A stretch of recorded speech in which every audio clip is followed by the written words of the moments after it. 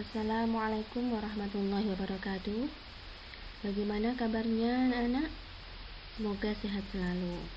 Sebelum kita lanjutkan pembelajaran kita pada pagi hari ini, kita awali dengan bacaan basmalah bersama.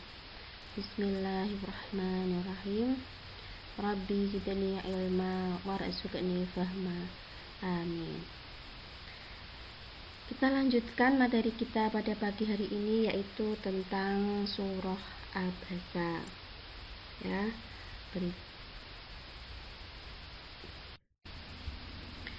sebelum kita mempelajari surah Abasa ayat 1 sampai 10, di sini Ibu akan membacakan kompetensi dasar dan tujuan pembelajaran yang akan kita capai pada pembelajaran pada hari ini.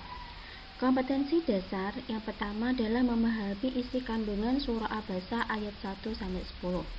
Yang kedua adalah mendemonstrasikan hafalan surah Abasa ayat 1 sampai 10. Sedangkan tujuan pembelajaran diharapkan siswa mampu memahami isi kandungan surah Abasa ayat 1 sampai 10.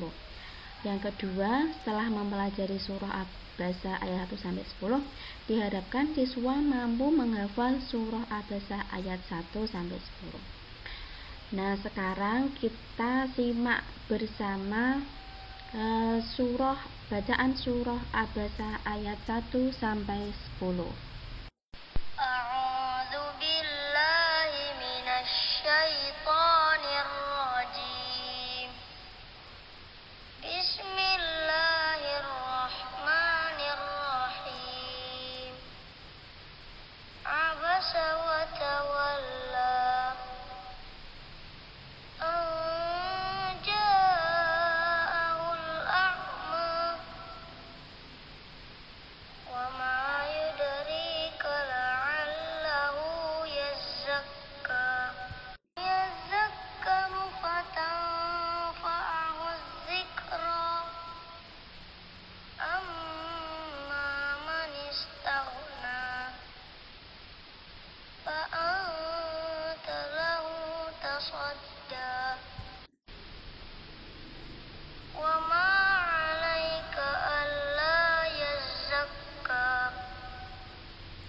Wa amma man ja'aka yas'a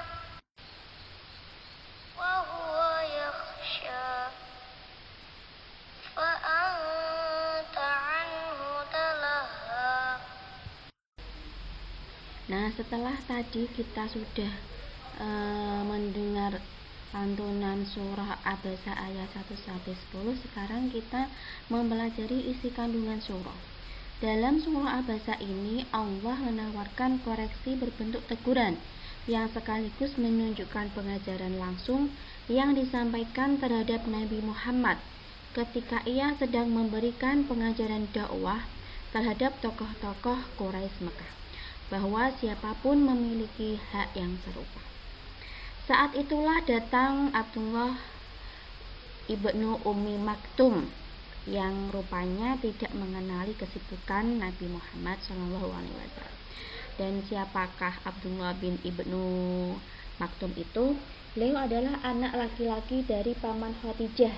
Ya, alasannya adalah kebitaannya. Kemudian menyela obrolan Nabi Muhammad, memohon semoga diajarkan kepadanya wacana Islam. Ini dilakukannya berkali-kali sehingga tidak berkenan di hati Nabi.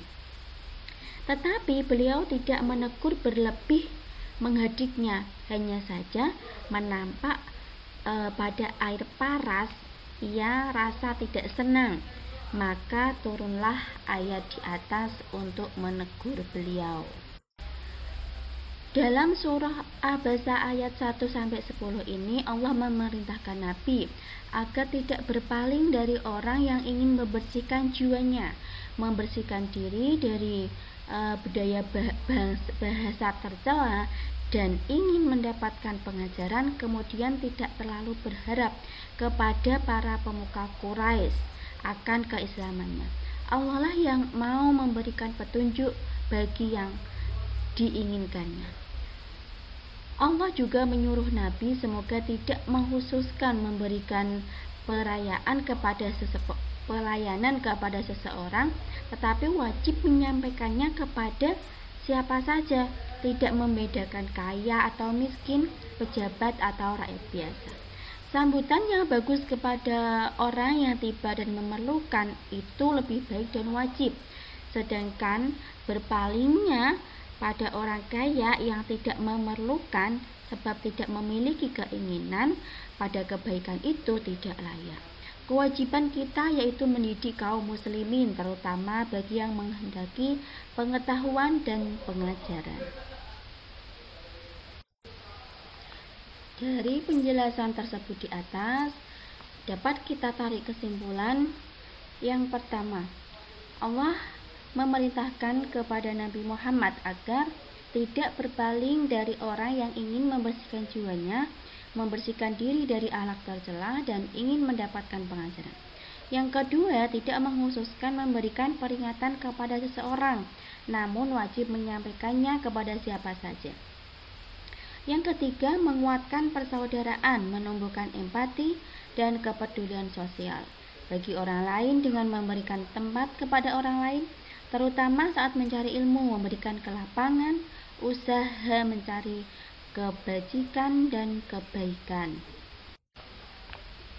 Itu tadi adalah ulasan dan penjelasan tentang surah Abasa ayat 1-10, dan sekarang kita tiba di akhir pembelajaran dan sebagai bahan evaluasinya yaitu ada tugas kelompok. Tugasnya adalah menganalisis perilaku Nabi Muhammad dan Abdullah bin Ummi Maktum sesuai dengan surah Abasa ayat 1-10. Tugas mandirinya, silahkan kalian klik link pada tabel berikut.